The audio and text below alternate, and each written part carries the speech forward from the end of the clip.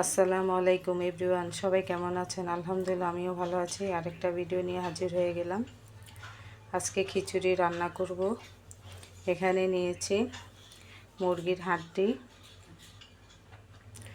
গিলা কলিজা, আর এখানে নিয়েছি মুগ ডাল, মসুরির ডাল, আর এখানে নিয়েছি আলু। এগুলো সব একসাথে মিশ্রণ করে খিচুড়ি রান্না করব। এভরিওয়ান দেখেন,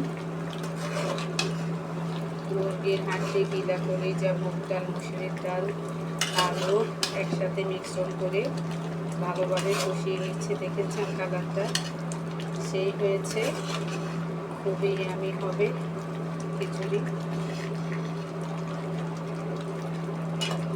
সবগুলো একসাথে মিশিয়ে ভালোভাবে কষিয়ে নিচ্ছি। কষিয়ে নিলে যে কোনো খাবারই সুস্বাদু হয়।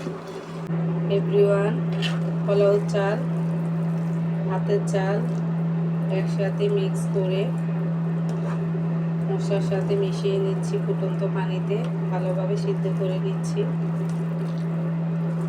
ফুটন্ত পানিতে খিচুড়ি রান্না করলে খুবই টেস্টি হয়।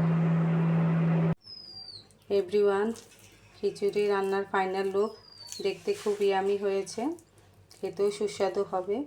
আমার হাজব্যান্ড খিচুড়ি খুবই লাইক করে, তাই রান্না করেছি। আজ এখানে রাখলাম।